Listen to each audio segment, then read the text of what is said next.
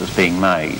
So did the family then nearly fall apart, considering that he was the only one to be Conservative or to be Labour? That's what he wanted to be, you know. So, I mean, we'd always been Conservative. My mother and my brother was terrific, you know. That's why he hadn't got any time for Ken, because of what he was. But no, it was up to Ken if he wanted to be that, you know. But, I mean, I was until a few years ago, then I changed. And Ken obviously is known for his being a bit unpredictable and being... Sure, yes, but do you ever get embarrassed by some things that maybe I said? do. Some things have been said. Years ago, I used to get upset more than embarrassed, you know. Like what? That time when he wouldn't go to the wedding, the royal wedding, I thought that was awful. He should have gone. No, he should have gone. I think that was awful. Do you think now you should have gone, Ken? Oh, I think he does now. I don't think anyone remembers. What Mum used to get hurt by was the press criticism. She sort of opened the paper. And people, you know, who you'd meet when I got up the betting shop in the afternoon, things like that. People say, oh, your son this, and you know, it used to upset me more than embarrass me, really. I just wish he wouldn't do things like that. So did you used to tell him off? Yes, I should not tell him off. I just used to tell him how I felt about it. I used to be hilarious because Mum would come up to lunch at County Hall and be the members' room. You see all the other members and chief officers looking at amazement at Mum saying, you shouldn't do this and you shouldn't do that. And did you as a matter of interest pay attention to what she was saying? I was always worried that because Mum was living in Lincoln, she was hurt by the press and what she should see in that. But at the end of the day, no, you've got to do what you thought was right. I mean, my father was very strong about that. I mean, because in the 1950s, it was an unusual home because Mum and Dad were completely equal. They discussed everything. No one was in charge. Yeah. And that was well ahead of its time. And me and my sister were brought up. They expected both of us to do well. It wasn't like I was given special attention. We agreed on everything, Bob and I. We never, ever argued. We just sort of, you know, together. Do you think that was partly because you had been a performer yourself, were a performer, and that you had your own job, you were very much your own person? Yes, maybe. We liked everything. We loved shows, we loved going dancing, we just loved everything. We even liked the same food, you know. I mean, there's nothing that really we didn't like. Because you think about it, Mum, between the two wars, was from the age of 15, on her own, in digs, travelling with the theatre company. Very unusually sort of bold life for a young girl in between the wars. Did you feel that you missed out a bit because your father was away so much? It was the first 5 years. He was a merchant sailor, and therefore I grew up in an all-woman household. It was my grandmother, my mother, and my younger sister. And I suspect some of my right-wing critics would say that's where I got all my loopy politics, you know, things like that. But Dad was only away for the first 5 years. I think what I miss most is my father died when, just as I got elected to the council, I was 26. Just as everything would have gone really well, and it just seems, he was only 56 years old. We just bought this cottage in Lincoln, we were going up there, and a month before we moved in, he was gone. That was dreadful. I don't think there's ever a day that passes when I don't think what my father would have thought, what my father would have done. Be pleased you assume when someone dies that 10 or 20 years later that the memory will fade, and it doesn't, you know. No. Sometimes I dream and he is there as he was, but taking part in the things I'm doing today. Yeah, which is interesting. Now, what do you think is the most valuable thing, perhaps, that your mother has ever said to you or done for you? I think it's just that security. The knowledge that you grew up in a home where you were loved, where parents had time for you. I think in retrospect I would have been happier if they'd let me stay up a bit later. I often does he still need a little bit of mothering from time to time? Oh yes. Sometimes I tell him what to do. I don't think that'll ever stop, but just for the moment, thank you both very much indeed. Ethel and Ken Livingston, thank you.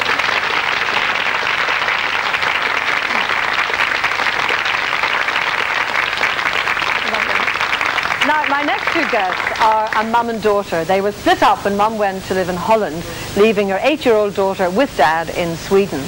Nowadays, they live just 20 miles apart, and I'm quite sure you'll have no problem telling that they are family. So will you welcome television presenter Ulrika Johnson and her mum, Gun Brody.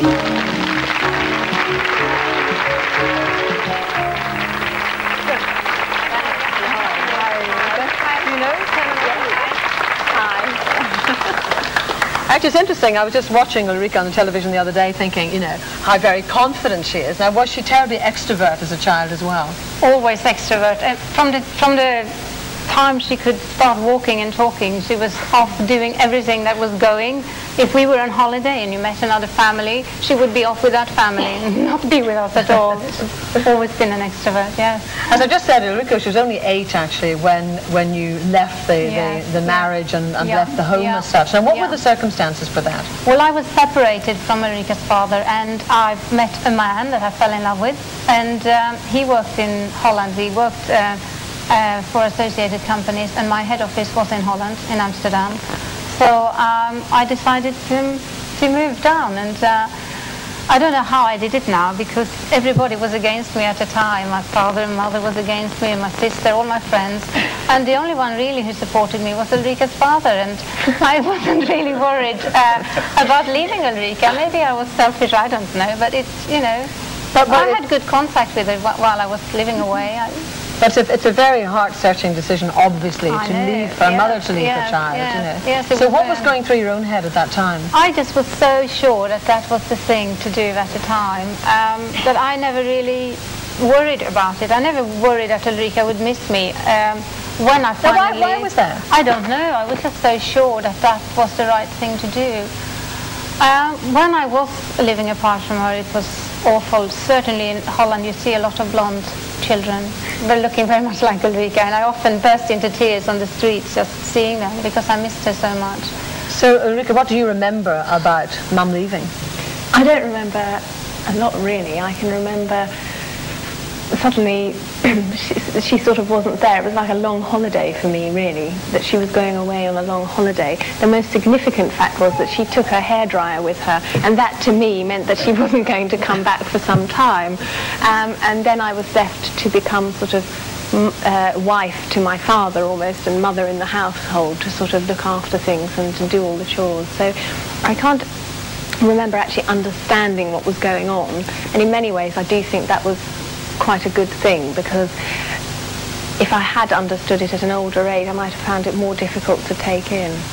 But presumably because you didn't understand it, that must be something in a way that's haunted you for your whole life. Yes, I mean, I must say when my mother left at that age, I mean, I didn't at all sort of question her leaving. It's kind of, children tend to be, or at least I was quite sort of adaptable. I sort of thought, okay, this is the new situation sort of thing, this is how we deal with this. Not mature in any way, but that's just what I was faced with.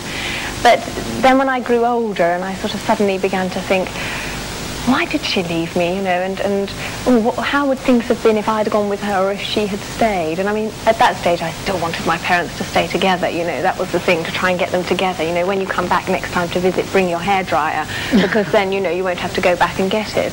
But the best thing about it was that both my parents, I must say this, never spoke badly about each other in front of me, which I think is very important indeed, because I never felt that I was letting either side down. My father said, look, you do what's, you know, lay it all on me, but you do what's best, or, you know, I won't be sorry if I'll miss you, but, you know, if you really want to go, that's fine. My mother was saying, if you don't want to come, that's fine, and that made it more difficult in many ways. But on the other hand, if you're being really truthful, because obviously you've been forced to analyse this a lot, you know, in recent times, and you've got married yourself, have you ever really forgiven your mother for leaving you for those 4 years?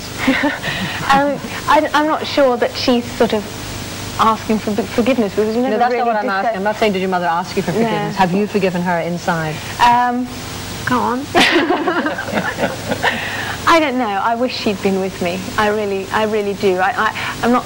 I would probably be slightly different as a person. I mean, I think I've learned a lot from being on my own, but I wish I'd had that security. Yeah, I do. And what difference do you think that might have made? I don't know. I really don't know. But I think what was lacking was sort of the support that you get from two parents, like turning up for school events and things like that, and you don't have that, and you don't have the reliability, and I think I would have felt that I could depend upon people a lot more, whereas now I'm a terrible worrier and I worry about things, and I think I would have been a lot calmer. And Gun, do you still have a lot of guilt because you weren't there? No, I don't. I don't really. Not at all? No, I don't, because I feel Ulrika and I have a very good relationship now. We had a good relationship when I was away, because I did call her a lot and I went up to see her, and every time I visited, I went to took her to the doctor and took her to the teacher, and I had that contact. much more than a lot of other parents that are separated from their children. So I don't really feel like that. I mean, I obviously It was right for you at the time as well.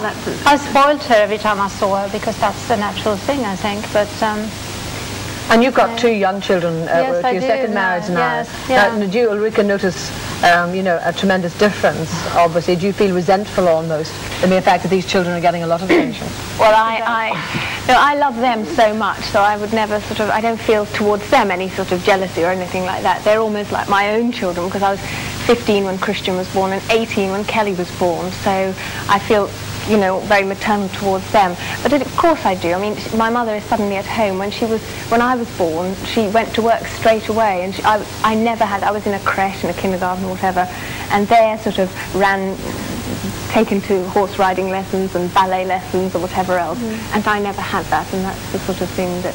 I know you said that when we bought a piano for my son to learn to play the piano, Ulrika said, I never got to learn to play the piano when I was little. I suppose it's natural that the resentment would continue there. Yes, well. Well, I'm very pleased you've been able to join us on the programme. I know you're going to say, so Gun and Ulrika, thank you very much. Thank you. Temporarily. Thank you.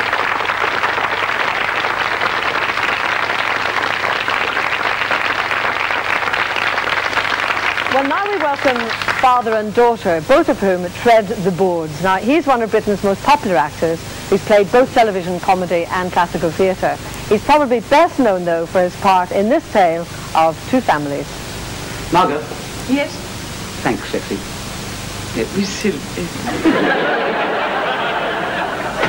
Well done, my hero! I say, it wore on you, did it? Are we the happiest Tom and Barbara in the world? Easily.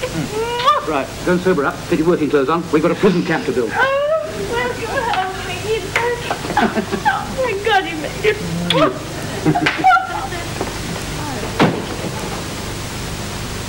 And listen, if you ever let on I didn't make it, and you're not Pinky and Perky, it's sausage time. Here he is, Richard Briers and his daughter Lucy.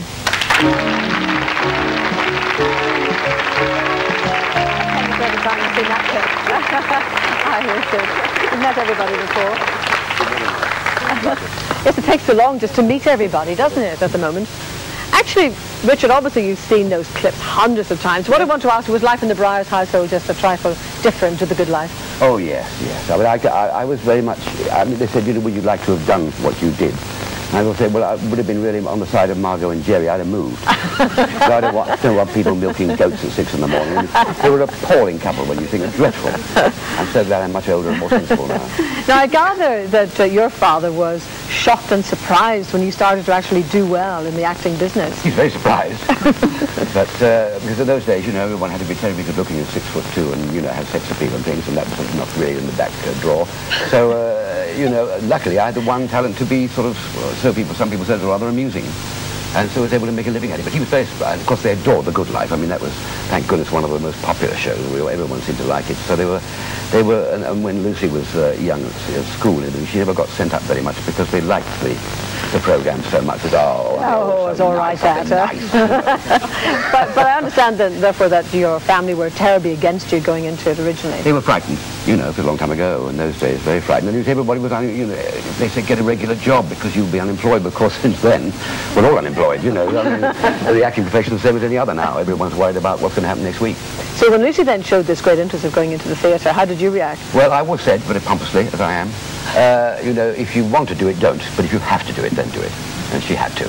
We used to take her to the theatre, and she used to get very emotional coming home. And I thought, well, she's a bit young to want the job that badly. But actually, it was the building, it was the actual being in a theatre that got her emotionally upset. It was extraordinary. And she was almost pining to be in that building rather than in the play. It was very odd. Is that what it was, Lucy? A pining to be there?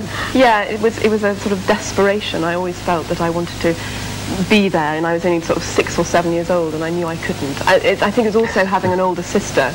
You always wanted to be doing what your older sister was doing, I mean, I had this burning desire to be a brownie, when I was sort of 4 years old, and my mother kept on saying, you can't until you're 7 or something, And it was always that. I mean, I've always been like that. I've always wanted to be there before I can be there. So when Dad was a bit lukewarm about this whole, theatrical profession thing, was it a bit difficult for you to wear him down? I don't think, I wouldn't describe him being lukewarm. I think he just warned me about it. And so did my mother, you know. But I mean, I would have done it even if they'd both said, no, you can't. You knew that, I would have did you not? just, Oh, you know. great parental influence there, yes. No, I mean, they always knew that whatever I wanted to do, I would do it regardless of what they were going to say. The whole family's theatrical. The trouble is, Anne, my wife, she's an actress. My sister Jane's an actress. And it would be nice to have somebody in the house. One time she was, because she was very bright, unlike me, academically, she was very bright, she really is. And she was going to be a marine biologist at one time. I thought, that's wonderful, because we can talk about something else, you know. Other than theatre. Or something. Anything rather than, you know, what are you doing tonight, laddie? I'm going to the Garrick Club, you know. What play are you, what theatre? It's a very insular life. It's a very narrow life, the theatre. But there you are. And do you all just talk theatre in the house Oh, yeah. now? Yes, Really boring. unfortunately, yes. It is actually. It is very boring, yes. But no, we do. I mean, you know, you can't help it. You do talk about your work, you know. Yeah. So. But are you pressurised now to try and match up to a family tradition or a family popularity? I think it would have been very difficult if I'd been a boy. I think it would have made it much harder. But because I'm, you know, the opposite sex, I can get away with it a bit. I mean, of course, everyone expects me to be funny, you know, which is a bit of a pressure. You know, that's a bit intimidating. But no, I mean, I don't get that much pressure at all. Now, clearly, Richard, you had to be away a lot when your children were small. West End, a lot of West End plays in those days to keep the economy going. A lot of long runs, which are very boring. So at the time, I mean, you didn't worry about being away a lot. You weren't thinking, oh gosh, I'm being away from the family and I'm missing all this Anne never growing had the up. commercial luck that I had. She worked, and she's still an actress, but never had the commercial breaks, which we all need. And so, you know, she was very much a balanced household, in fact, a very old-fashioned household. The chap went out to get the, you know, the roast beef, and the mother gave them the love. Unfortunately, you know, we have a remarkable wife and mother, don't we? Yes, we do. Long-suffering. So, thankfully, she's still got a career. So did you find then, because Dad was out of the house a lot, that in a way everything transferred to Mum because she was the one who was there all the time? I think so. I think so. I mean, Mum was the, you know, the sort of rock in the household, and that actually became a joke, didn't it? Mum was the rock, and it was a very female household because I had an au pair as well and my older sister, and you know, Daddy was away practically all the time, and even if he was working in London, you know, he would come back after I'd gone to bed, and in the morning when I went to school he would be in bed, so I mean I hardly ever saw him, you know. Did you hate that aspect? Did you hate him being away so much? No, again, because it was what I'd been brought up with. I mean, I think it did delay the development of our relationship. I mean, we are now very, you know, much closer than we used to be, and in fact it's sort of developing even now, which is lovely, and I think is better, because when a child becomes an adult, you can understand your parents more anyway, and so I think it's a better grounding for a good relationship. So Happy ending. Happy ending. Oh, I do like happy endings, don't you? How alike do you think you are in traits, personality? Very alike. Very alike. Yeah. We could clash, I mean, we have clashed. Oh, very badly. Over what sort of thing? Well, we have, you see, we're both impatient, irascible, lovely moan. I love a good moan. Yeah. I mean, you cannot beat a good wind. You cannot beat a good wind. And we're the same in that way. And the nicer part of our character, of course, comes from our mother. What else can I say on television? I'm quizzing when I get home, I tell you. But that's true, actually. It's absolutely true. Yeah. So could the pair of you act together now that your relationship is a bit better founded? Oh, yes. Yes, we're hoping to. Yeah. I mean, hoping to. Ken Branagh, you know, the great Kenneth Branagh, is a lovely fellow. And he's responsible, he's the only man actually who will hire me at the moment. Nobody else does. And we're hoping to put The Tempest on, in which I'll play the old boy. That's why I've done this already. And she'll play my daughter in The Tempest, which would be nice, Prospero Miranda. That would be rather nice, wouldn't it? Do you actually think that would further your relationship? Very much so. Yeah. Yes. Because good. And Daddy's very private about his work, and I am as well. I mean, I don't like sharing what I do with anybody I'm having a relationship with. And Daddy's very much the same. So I think if we're actually in a rehearsal room together, it would really open things up. Yes. Lucy and Richard, for the moment, thank you very much. Thank you.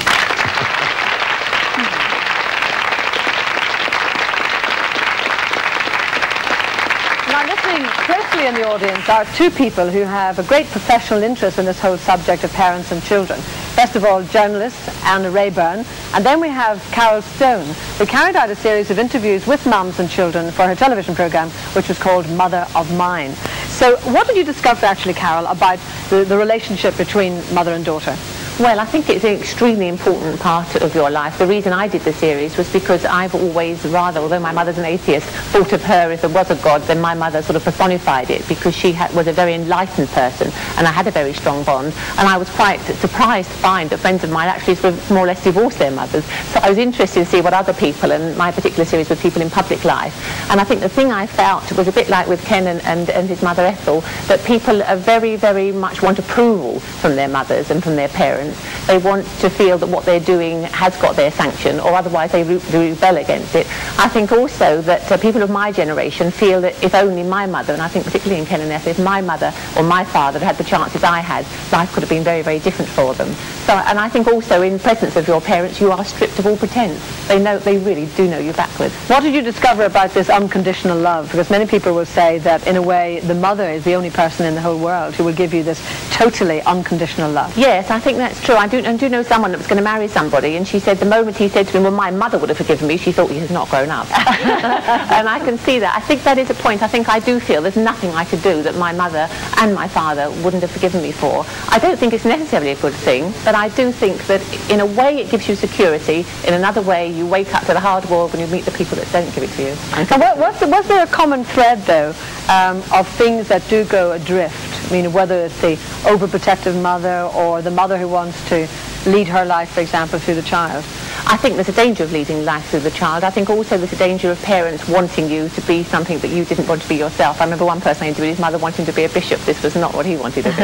And did you touch at all on this subject that, as far as a mother is concerned, no woman is good enough for her son? I think so, yes. I think that is true. I always remember my mother giving me advice whenever I started to try and do the cooking or to do any of the housework, and say to me, never do that, my dear. You'll have plenty of time when you're married. As my boyfriend says, that's probably why you're not married. Now, Anna Rayburn has written extensively on the subject of family relationships, and over the years she has dealt with countless letters when she used to be an agony aunt, so a lot of experience there, Anna. You were listening to our three wonderful couples sitting here. What are your observations on their stories? The thing that strikes me most forcibly is that we couldn't possibly sum up what makes a good parent out of these three couples. That would be totally unfair, because what makes a good parent for one child makes a bad parent for another child. It really is the luck of the draw, and you travel all the time, all the time. What your three couples highlighted for me, very poignantly I think, is the extraordinarily accepting nature of children. Children say, my mother and father, as Ken said, always discussed everything. Everything was, we were expected, if you believe in it, that's it, go with it, we'll get on with that. Then you had Gun and Ulrika saying, well, you know, she decided, so I got on with it, and then she decided different, and I came and joined her. And there's no point for those two people in having a great retrospective about should she have gone, and why did she go, and why didn't she take me with her. It was all down to the hairdryer. And then it was Richard and Lucy. I'm sorry, Lucy, I beg your pardon, it's my age. Saying, you know, we have, in this very nice, tactful way, yes, we have disagreed, and I wanted to say, did you throw something at him? Because I always wanted to. Oh, yeah. And I think that the private nature, to describe yourself rather charmingly, Richard, as saying, oh, I do love a good whinge. And you know, we all laugh at it because we're here, but if we lived with it, it might not nearly be so charming. And if you're a daughter, you see mother go out to the kitchen and go, and you know that you don't have to do, she's going to deal with it. So I was very moved by the differences, and I think the differences are terribly important. Now, as our program today is all about families, it's very refreshing to see 5 generations of one family all sitting side by side in the audience. We have Florence Brooks, first of all, who's 96, and next to her is her daughter-in-law, Nancy. What has Florence said in the past about it? Well, she's always enjoyed the family, and she's always said it takes a job to keep up with us all. But she does keep up with us and remembers every one of our birthdays. Great, and we should just say that she's slightly hard of hearing. So yes, she is. I'm sorry she's slightly hard, but that's what she's always said about the family. Now, was it a bit of a shock to you to find yourself being a great grandmother, looking as young and fit as you are? Oh, thank you. Yes, it was, but it's lovely, and another addition to the family, always welcome. Do you think you all have a lot in common? Yes, perhaps we do, but we all live separately, and we all have many interests in life, but we all keep very close together by phone and visiting. And our big highlight in life is to have a family party and a big get-together. We love it. I should imagine, though, with the family as large as yours, you've disagreed quite a bit in the past. We have in the past, but since they've all been grown up and we live separate lives and away from each other, we all get on very well. Somebody told me at one stage that people used to say that you were like sisters, and this used to annoy you enormously.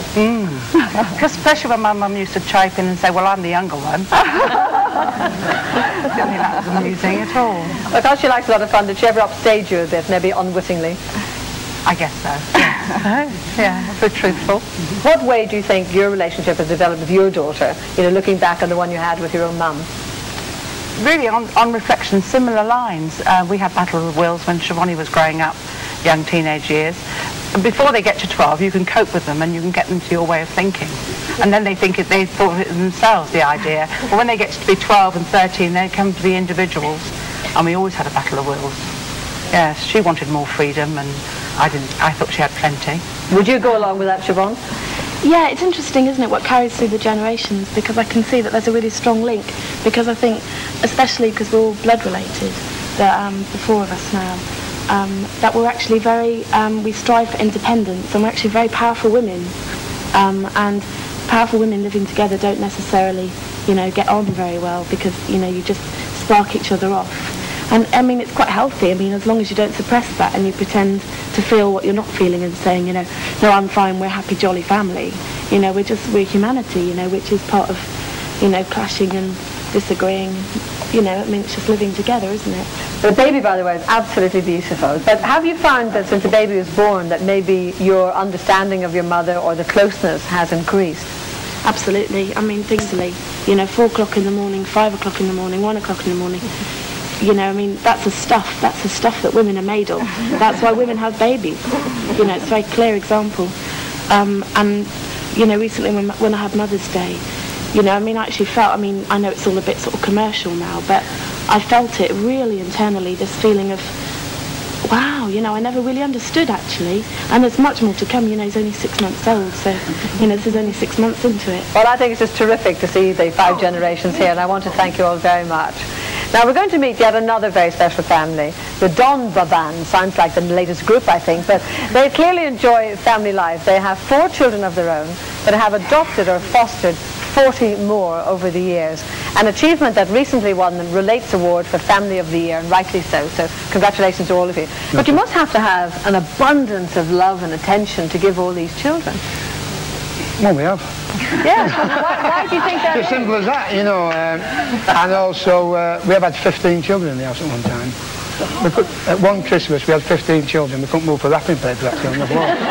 But I am unemployed, obviously. I mean, I'm not alone. But when I'm like a house father, obviously, with me and Christine. And it's just being together. I mean, some of my children go to school, so obviously, other children that's left in the house, they can have input put into them then. You know, because you're at school, then we get together at night. And when children come together, I mean, when kids come into the house that have problems, obviously, with abuse, etc., you know, then when they realise that other children in my home have the same problems, after a couple of days of talking at breakfast, you know, breakfast is a very good time, you know, 15 bowls of cornflakes, etc. Like Mr. Bumble, you know, in the morning. Then they get talking. And once they realise that they're no different, then they open up. You see, but as you've just pointed out, it's such hard work. I don't know how you keep sane half the time, but Christine, how do you just physically find enough time to cope with 15 children or 13, 20, whatever number you have in the house? You just don't, yeah, it just works out that way. I mean, I love children, and children are my life. I can't live without children. They give you so much, what you can't get from adults, really. But you can learn a lot from children. Do you have a totally different relationship, for example, with your own 4 compared to the other children you foster? Oh no, that won't be fair, would it? You know, they'd think they were special, which they know who they are, and we talk about different things and about being natural children and what they mean to us. And they also know, I always say to the adopted children who feel insecure at times, they were given to me. I couldn't choose what I got, but I chose you.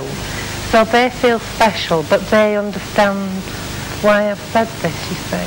So Lynette, how do you feel when you hear that yet another child is coming to join you in the house? Excited. Do you? Yeah. If it's the same age as me, I feel not like my age. I get someone to play with instead of just sitting there watching optimistic kids enjoying themselves and I'm just there being bored. And Matthew, you don't mind sharing everything, do you, in the house? No, it's because we're one big family, you get used to sharing things. So, no, I don't mind sharing. How do you feel, though, when they go away? Obviously, you must get very close to some of the children who join you. So how do you feel then when they've got to go back? Cry a lot. We all do. You prepare? It doesn't get easier when they go. No. But that's part of what we've got to accept for what we do, and we always have to say, well, let's sit down and see what we started with, how they've changed, how they've got better. We feel we've given them more, but it does hurt a lot. People think fostering is easy, but believe me, it isn't. Oh, I understand that. We get them overnight and they stop for 2 years, you know. That's right. It's right, it's right. It's like the mother-in-law comes for the weekend, You're says not a year. supposed to get attached, actually, but it doesn't work that way. Yeah. Well, I think you did just a splendid job. Well done. Many congratulations on your award. Much deserved. Very good.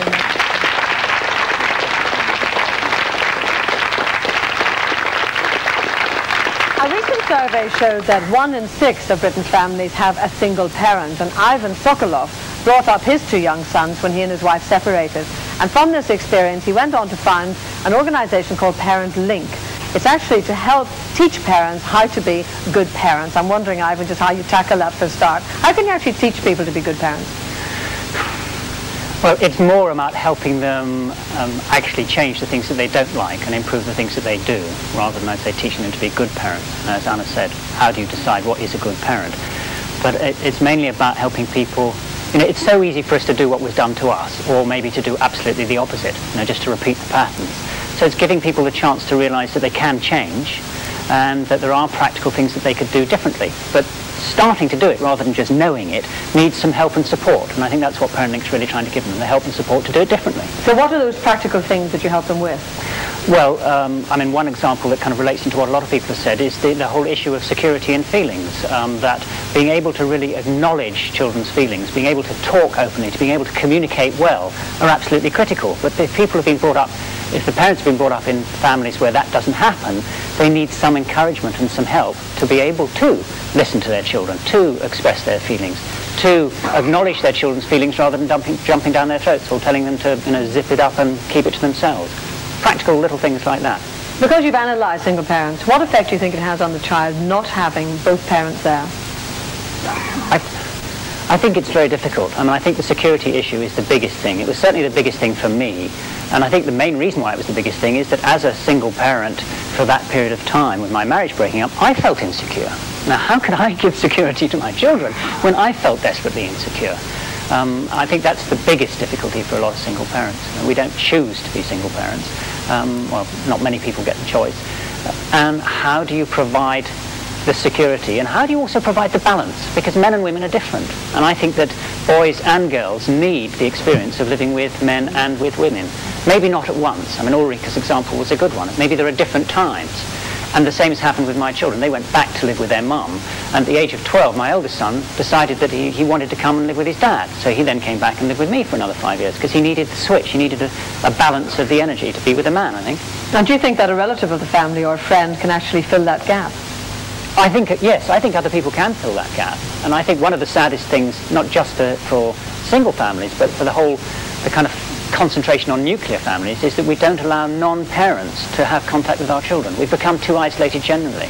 You know, I mean, the grandparent, you know, having the 5 generations is lovely, but often that's not realistic. You know, that my grandparents were all dead by the time I was 3, but I would have loved to have been able to live in some kind of a context where I could have adopted, you know, pseudo-parents from next door or down the street or around the corner, so that I have other adults that I could relate to. Well, let me just take it on a little bit, because as both children and parents grow older, many find that the roles in the families begin to reverse as the children start to look after their parents. Now, I want to come back to Anna on this point. Do you think, therefore, that you know, children can become friends, if you like, with parents, as opposed to having the, you know, just the parent-child relationship, that the roles can reverse? Oh, I think there is a part of that relationship which is to do with friendship, but I think you have to be very careful with it when you're younger, because I'm always haunted by something which I read in the Reader's Digest many years ago about a boy, father saying to a boy, I want to be your friend, and the boy saying, Dad, I've got friends, I want you to be my father. Yes. And I think there's a lot in that, and a lot in that for mothers too. I don't think that's it's supposed to be assigned to one sex. It applies right across the board. But I do think that as people get older, there is a change, and I think there has to be a change. The first one is that you have to agree to be separate and be different. But as the parents become older, then the grown-up children have to assume responsibilities for the parents, which are sometimes.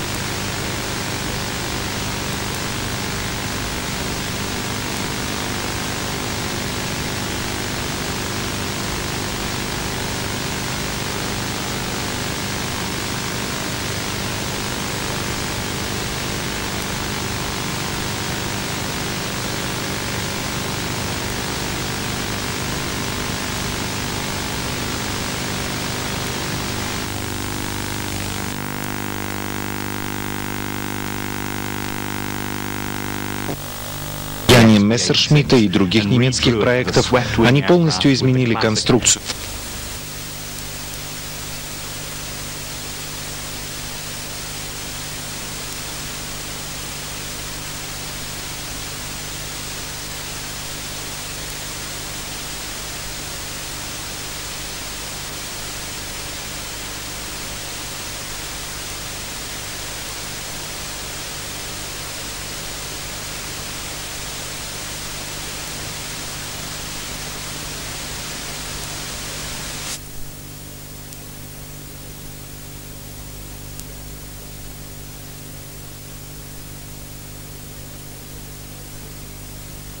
have been won by the Prime Minister and independence leader Milo Đukanović. Mr. Đukanović told his cheering supporters it was a victory for his pro-European policy. His coalition party campaigned for the split with Serbia, and now it wants to join the European Union and NATO. Well, still to come on this programme, we'll be looking at how President Bush's response to the 9/11 attacks has changed America.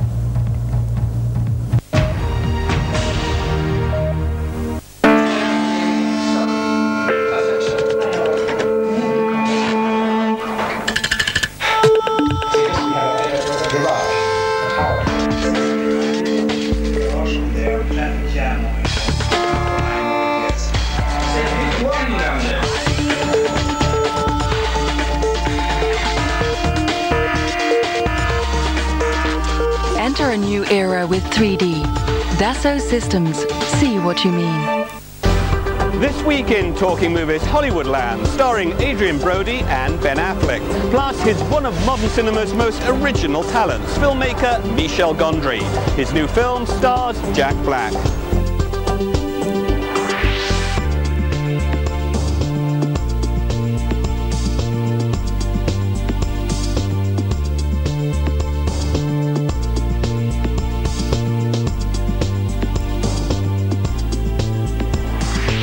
IMF and World Bank's annual meetings this week in Singapore is the year's biggest gathering of financial leaders. We'll be speaking to the movers and shakers of global finance. For more, join us on World Business Report.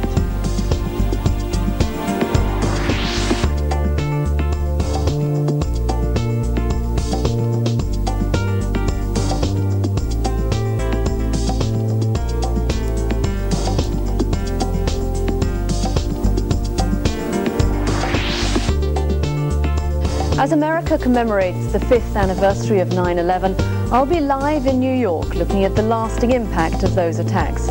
Join us here on BBC World.